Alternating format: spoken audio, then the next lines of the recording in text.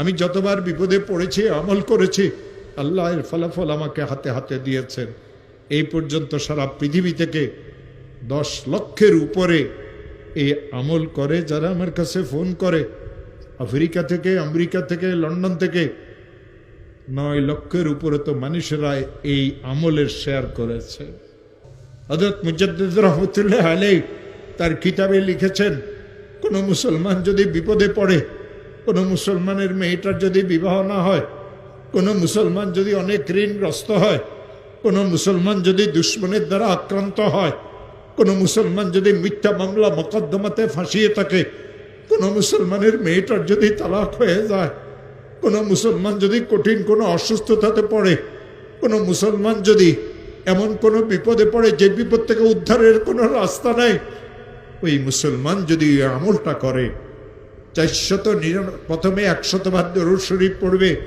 যেই দরুদ শরীফ সে পড়তে জানে, ইশারের নামাজের শেষে ঘুমের আগে পড়বে আল্লাহুম্মা সাল্লি আলা সাইয়্যিদিনা মুহাম্মদ 100 বার। 499 বার পড়বে লা হাওলা ওয়ালা কুওয়াতা ইল্লা বিল্লাহ। একবার পড়বে লা হাওলা ওয়ালা কুওয়াতা ইল্লা বিল্লাহিল আলিয়্যিল আযীম। 100 বার দরুদ শরীফ পড়বে, হাত পাতিয়ে বলবে, মাওলা আমি অনেক গরিব মানুষ, মেয়েটার তালাক হয়ে গেছে, মেয়েদের বিবাহ শাদীও হয় না, ঋণগ্রস্ত হয়ে গেছি, ব্যবসাটা অচল হয়ে গেছে, মিথ্যা মামলা মোকদ্দমাতে ফাঁসিয়ে গেছে। যত কঠিন বিপদে হোক না কেন, যত কঠিন বিপদে পড়ুক না কেন, আমার মওলা বলেন ওয়া ইয়াত্তাকিল্লাহ ইয়াজআল লাহু মাখরাজা, আমি তার জন্য উদ্ধারের রাস্তা করে দেব। ও আমার প্রিয় ভাইরা, এই আয়াত আল্লাহ সূরা তালাকে নাজিল করেছেন। কেন সূরা তালাকে আয়াত নাজিল করেছেন জানেন? ইসলাম ধর্মে সবচেয়ে নিকৃষ্টতম জায়েজ হলো এই তালাক। এই তালাকের কারণে 2টা পরিবার ধ্বংস হয়ে যায়, মাসুম বাচ্চাদের জীবন ধ্বংস হয়ে যায়। এই তালাকের কারণে মানুষদের অবস্থার এমন সৃষ্টি হয় যে সে বর্ণনাও করতে পারে না। বড় বোনের তালাক হয়ে গেল, ছোট বোনগুলির বিবাহ আটকে গেল। নিশ্চয় মেয়েরা খারাপ, নাইলে কেন তালাক হইল? জামাইকে দেখতে তো অনেক ভালো লাগে। আমার প্রিয় ভাইয়েরা, এই মেয়েটা শ্বশুর বাড়িতে শান্তিতে ছিল না, বাপের বাড়িতে যতদিন ছিল ঘরের কাজ কামে মেয়েকে করা লাগতো। শ্বশুর বাড়িতে যাওয়ার পরে এই মেয়ের এত কষ্ট হয়, কাউকে খুলিয়ে বলতে পারে না।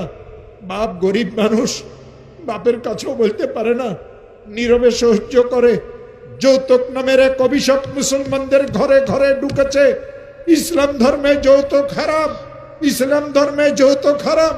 ব্যয় বাড়ির চেয়ার কুর্সি, ব্যয় বাড়ির ডাইনিং টেবিল, ব্যয় বাড়ির থেকে খাট নিয়েন না মুসলমানেরা। শুকুরের গোস্ত, শুকুরের গোস্ত, শুকুরের গোস্ত। যৌতুকের অর্থ আর মাল এই 2টা সমান। ওই মুসলমান যৌতুক দিতে পারে, ওই মুসলমান যৌতুক নিতে পারে যে মুসলমান দাবি করার পরেও শুকুরের গোস্তকে চাবাই চাবাই খাইতে পারে। নিজের সাথে নিজের বোঝাপড়া অনেক দরকার। আপনারা নিজের সাথে নিজে কথা বলেন? বলেন না? বলবেন। নিজের সাথে নিজে কথা বললে অনেক কিছু বেরিয়ে আসে।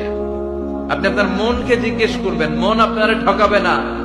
আপনার বিবেকটা আল্লাহর দেয়া অনেক বড় আদালত। এই আদালত কখনো আপনারা ঠকাবে না। চিল্লায় এখন ঠিক কিনা? নিজে নিজে বোঝাপড়া করবেন, চিন্তা গবেষণা করবেন, আল্লাহর দেয়া রেশনাল, আল্লাহর দেয়া কমন সেন্সকে কাজে লাগাবেন। আমরা আকল বলতে একটা কথা বলি না, এটাকে ইংরেজিতে বলে কমন সেন্স। কি বলে? Common sense is very uncommon thing. Common sense হচ্ছে এমন জিনিস যেটা খুব আনকমন, এটা অনেকের থাকে না। কথা কন, প্রত্যেককে আল্লাহ কমন সেন্স দিয়েছে। আল্লাহু আকবার। যে নীরবে নিভৃতে গোপনে আল্লাহর কথা স্মরণ করে কাঁদে এবং তার চোখ দিয়ে অশ্রু প্রবাহিত হয়, এই 7 শ্রেণীর মানুষকে আল্লাহ পাক কিয়ামতের মাঠে আরশের ছায়া ছায়া দিবে ইনশাআল্লাহ। আমরা কি পেতে চাই?